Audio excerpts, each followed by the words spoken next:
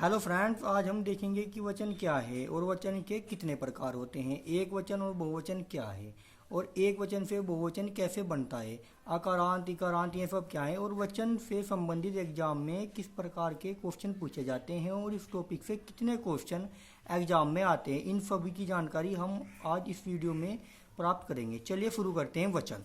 सबसे पहले हम देखते हैं वचन।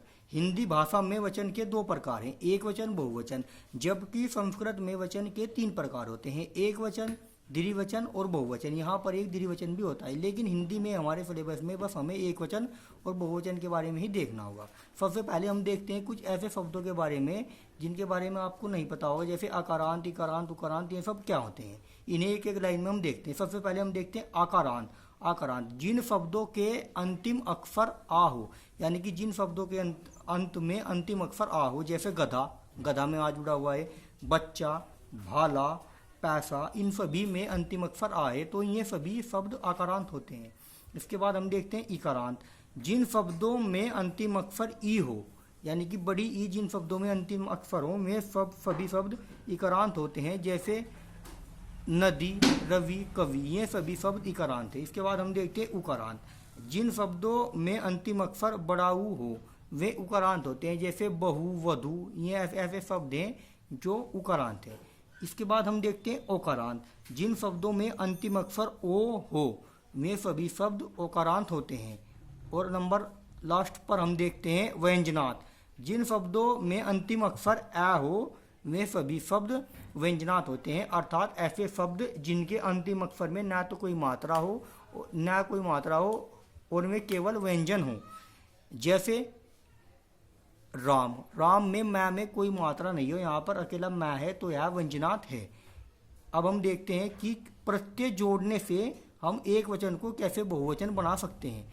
कुछ प्रत्ययों के बारे में आज हम यहाँ डिस्कस करेंगे और एग्जाम में भी इनसे रिलेटेड ही क्वेश्चन पूछा जाता है। जैसे नंबर 1 पर देखते हैं ए प्रत्यय जोड़कर बहुवचन में आ के स्थान पर ए हो जाता है। जैसे एक वचन लड़का, लड़का में आ प्रत्यय है, तो इसमें हम ए प्रत्यय जोड़ते हैं तो बहुवचन बन जाते हैं लड़के। इसी प्रकार रास्ता, रास्ते में जब हम ए प्रत्यय जोड़ते हैं तो आ हट जाता है, उसकी जहाँ ए आ जाता है, जैसे रास्ते। कमरा, कमरे। दाना, दाने। कपड़ा, कपड़े। लोटा, लोटे। गधा, गधे। बच्चा, बच्चे। मुर्गा, मुर्गे। भाला, भाले। घंटा, घंटे। पैसा, पैसे। इन सभी शब्दों में आ प्रत्यय लगा हुआ था, लेकिन इन्हें बहुवचन बनाने के लिए इनसे हम आ प्रत्यय को हटाकर उसके स्थान पर ए प्रत्यय लगाते हैं, जिससे ये शब्द बहुवचन बन जाते हैं। अब हम देखते हैं आय प्रत्यय। ए के ऊपर एक चंद्र बिंदु लग जाता है, फिर ए बोला जाता है, ए प्रत्यय। ए के स्थान पर ए हो जाता है, जैसे नहर, नहरे। यहाँ पर एक बिंदी भी लगी हुई है। कलम, कलमे। कलम के बारे में पिछली बार यूपीएसआई में पूछा गया था और इस टॉपिक से लगभग 3 से 4 क्वेश्चन पूछे जाते हैं, यानी कि यहाँ पे 7.5 से लगाकर 10 नंबर तक के क्वेश्चन आते हैं। और यूपीएसआई के अलावा अन्य एग्जाम में भी यहाँ से काफ़ी क्वेश्चन पूछे जाते हैं। सड़क, सड़के। बाहाँ, बाहें। बोतल, बोतलें। दीवार, दीवारें। चीज, चीजें। पुस्तक, पुस्तकें।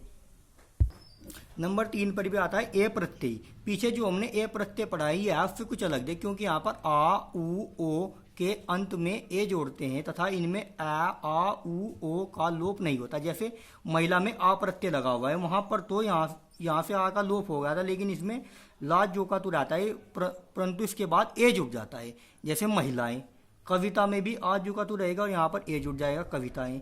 वधु में भी जुगा तू रहेगा, लेकिन वधु में मात्रा का लोप होता है, बड़ी की मात्रा बड़ाऊ की मात्रा छटाऊ में बदल जाती है, जैसे वधु, वधुएं। यहाँ पर मात्रा का ही लोप हुआ है, यह मात्रा बदली है। माता, माताएं।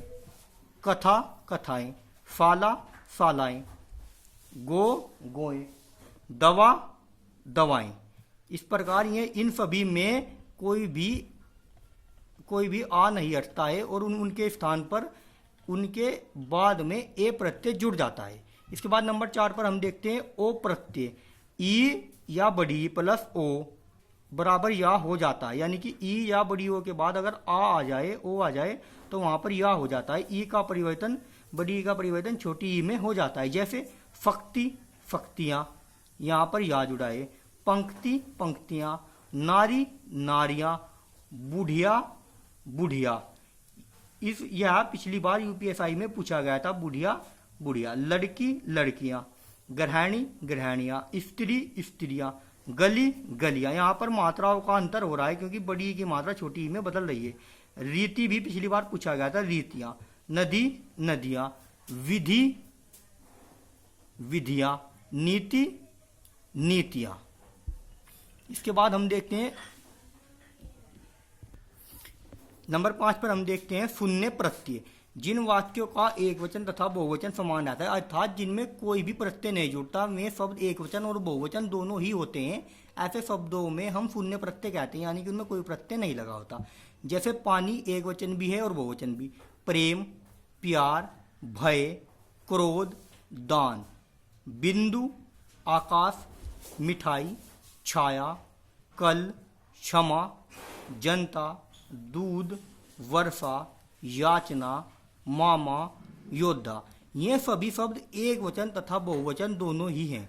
अब हम नंबर 6 पर देखते हैं सदैव एक वचन वाले शब्द। ऐसे शब्द जो हमेशा एक वचन रहते हैं या ऐसे शब्द जो हमेशा एक वचन ही होते हैं। जैसे हम देखते हैं हवा, आग, जल, हर कोई, सत्या, व्यथा, सामग्री, सोना, सामान, माल। ये सभी शब्द हमेशा एक वचन ही होते हैं और ऐसे क्वेश्चन एग्जाम में कई बार पूछे गए हैं। या तो शून्य प्रत्यय के बारे में पूछेगा, जैसे ऐसे शब्द बताइए जिनका एक वचन और बहुवचन समान रहता है, या ऐसे शब्दों के बारे में पूछता है जिनका जो सदैव एक वचन होते हैं। इसके बाद हम देखते हैं सदैव बहुवचन वाले शब्द। कुछ शब्द ऐसे होते हैं जो सदैव बहुवचन होते हैं। सदैव बहुवचन ऐसे शब्द जो हमेशा बहुवचन ही होते हैं, जैसे आंसू, केस, समाचार, दर्शन, प्राण, बाल, हस्ताक्षर, लोग, प्रजा, रोम, होश। ये कुछ शब्द ऐसे हैं जो हमेशा बहुवचन ही होते हैं। इसके बाद हम नंबर 8 पर देखते हैं समूहवाची शब्द। समूहवाची शब्द हिंदी में कुछ शब्द ऐसे होते हैं जो मूल शब्दों के पीछे जुड़कर उन्हें बहुवचन बना देते हैं, जैसे वर्ग, वृंत, गण, लोग, जन, दल। यहाँ से भी काफ़ी क्वेश्चन पूछे जाते हैं क्योंकि यह एक थोड़ा सा हटकर ही है। ये कुछ ऐसे शब्द हैं जैसे वर्ग प्रत्यय। जैसे कर्मचारी के पीछे जब हम वर्ग लगा देते हैं तो यह बन जाता है कर्मचारी वर्ग, यानी कर्मचारियों का समूह। छात्र के पीछे वर्ग जोड़ने पर छात्र वर्ग, अधिकारी के पीछे वर्ग जोड़ने पर अधिकारी वर्ग, यानी कि यहाँ पर बहुत से अधिकारी या छात्र या कर्मचारियों के बारे में ही बात हो रही है। वाक्य से ऐसा पता लगता है। दल, दल शब्द भी बहुत इंपॉर्टेंट है। जैसे टिड्डी दल, इसका मतलब होता है कि टिड्डी अकेली नहीं, यानी कि पूरा दल, बहुत सारी टिड्डियाँ एक साथ आ रहे हैं जिनकी संख्या लाखों या करोड़ों में भी हो सकती है। इसके बाद हम देखते हैं वृंद। जैसे पक्षी वृंद, पक्षियों का समूह, शिशु वृंद, शिशुओं का समूह, अध्यापक वृंद, अध्यापक का समूह, कवि वृंद, कवियों का समूह, नारी वृंद, नारियों का समूह। जन, जैसे गुरुजन, युवाजन, सुधीजन, कविजन, विद्वजन, स्त्रीजन। गण, गण में आता है लेखक गण, कर्षक गण, नेतागण, भक्तगण, शिक्षकगण, देवगण, पाठकगण। ये सभी क्वेश्चन बहुत इंपॉर्टेंट है। इसके बाद आता है लोग, असभ्य लोग, आप लोग, नेता लोग, और यहाँ से बहुत सारे क्वेश्चन पिछली बार भी पूछे गए थे। नंबर 9 पर हम देखते हैं सम्मान या आदर भाव। इन वाक्यों में एक वचन का प्रयोग बहुवचन में करते हैं। कुछ वाक्य ऐसा होता है जहाँ पर एक ही वचन होता है लेकिन उसे लिखते समय हम उसे बहुवचन में लिखते हैं। जैसे माता जी दिल्ली जा रही हैं, गांधी जी इस देश के राष्ट्रपिता थे, यानी कि गांधी जी तो एक वचन है लेकिन यहाँ पर यह वाक्य बहुवचन में बना है कि राष्ट्रपिता थे।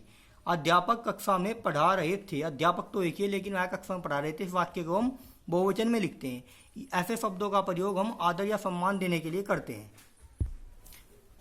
अब हम देखते हैं कि पिछले वर्षों में एग्जाम में वचन वाले चैप्टर से किस तरीके के क्वेश्चन पूछे गए हैं, यानी कि यहाँ पर इससे वचन परिवर्तन के क्वेश्चन पूछे जाते हैं। जैसे डिब्बा एक वचन है, क्वेश्चन आएगा कि डिब्बे का बहुवचन बताइए, तो वहाँ पर लिखा आएगा टी डिब्बा और ऑप्शन होंगे 4, तो हमें बहुवचन बताना है डिब्बे। बिल्ली, बिल्ली का बहुवचन बिल्लियाँ। बकरी, बकरी का बहुवचन बकरियाँ। भेड़, भेड़ का बहुवचन भेड़े।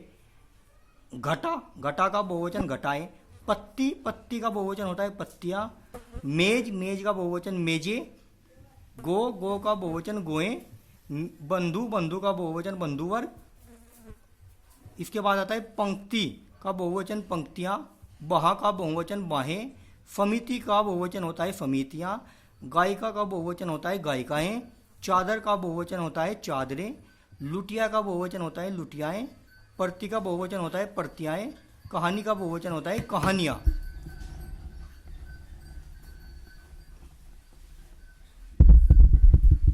अब हम देखते हैं बंधु का बहुवचन है बंधुवर्ग। घोंसला का बहुवचन है घोंसले। रचना का बहुवचन है रचनाएं। वस्तु का बहुवचन है वस्तुएं। संस्था का बहुवचन है संस्थाएं। बहू का बहुवचन है बहुएं। बेल का बहुवचन है बेले। महीने का बहुवचन है महीने। उस का बहुवचन है उन। छाता का बहुवचन है छाते। और दिशा का बहुवचन है दिशाएं। यूपीएसआई में भी तथा अन्य एग्जाम में भी इसी तरह के क्वेश्चन पूछे जाते हैं।